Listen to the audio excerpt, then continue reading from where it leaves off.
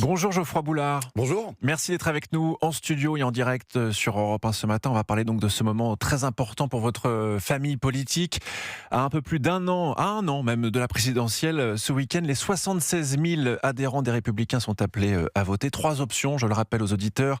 Une primaire fermée, une primaire ouverte ou alors la validation directe de la candidature de Bruno Retailleau qui souhaite aller à l'Élysée. Visiblement, c'est plutôt cette dernière solution qui tient la corde. Est-ce que vous pouvez peut-être nous dire déjà ce matin sur Europe 1, est-ce que vous avez fait votre choix, vous, entre ces 3 propositions qui sont soumises aux adhérents LR? Moi, je crois d'abord à la compétition des idées qui nous permettra de dégager un programme présidentiel. Là, on a 3 possibilités en tant qu'adhérents les Républicains.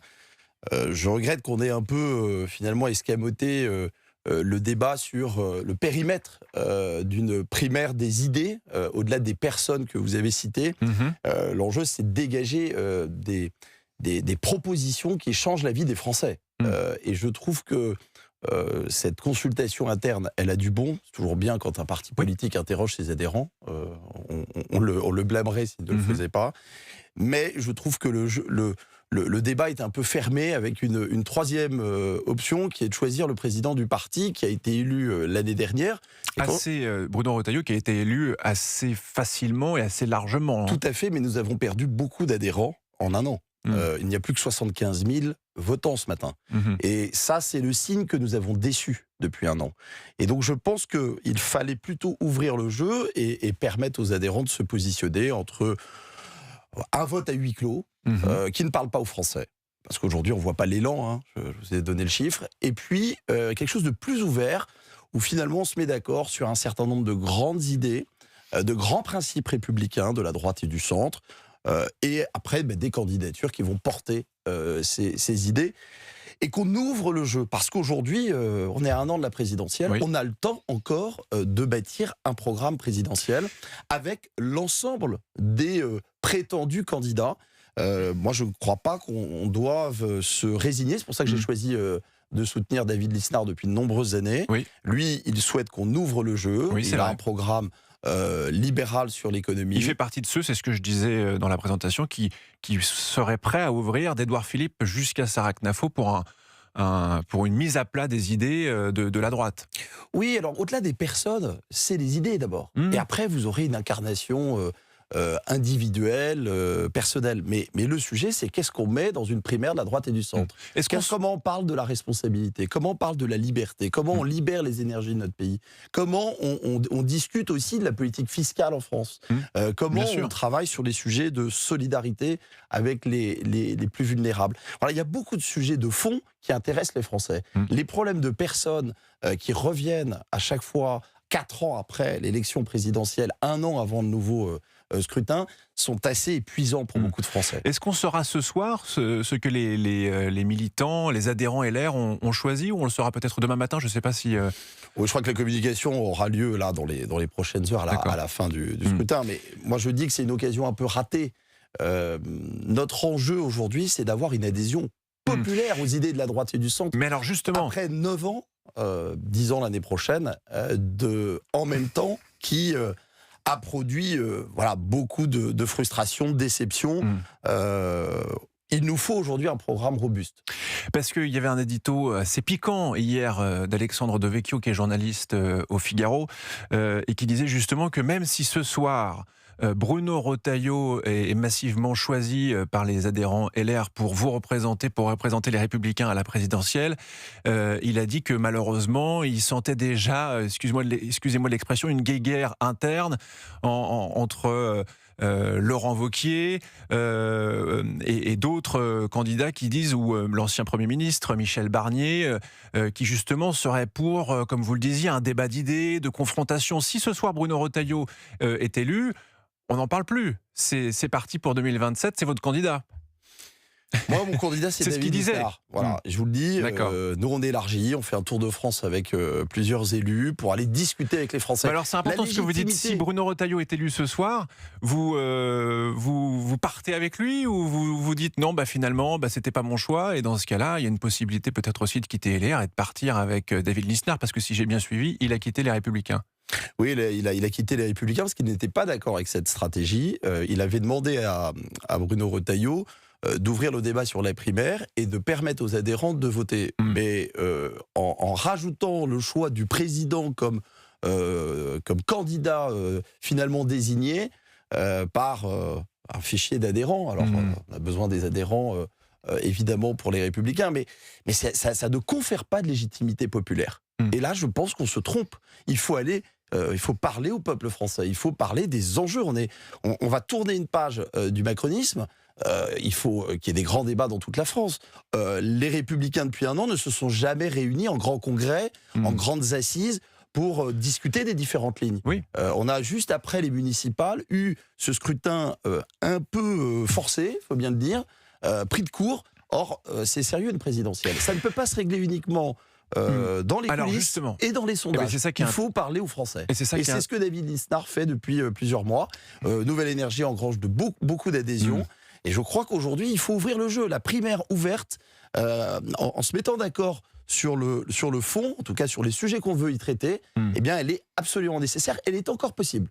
Jean-François Copé, qui était l'invité de CNews il y a pas longtemps, a été assez critiqué aussi, parce que finalement il a une ligne complètement, en tout cas assez différente de celle de Bruno Retailleau. Il y a beaucoup de gens qui se disent mais pourquoi ces personnes qui ne sont pas alignées avec la politique de Bruno Retailleau, qui est assez dure sur l'immigration, qui veut revenir sur les accords franco-algériens de 1968, sur plein d'autres sujets, pourquoi ne pas quitter les Républicains quand on n'est pas en adéquation avec cette ligne, pour rejoindre le parti de Gabriel Attal ou celui d'Édouard Philippe, que ce soit Renaissance ou Horizon. Il y a d'autres courants politiques qui pourraient peut-être être plus en accord avec ces personnalités-là.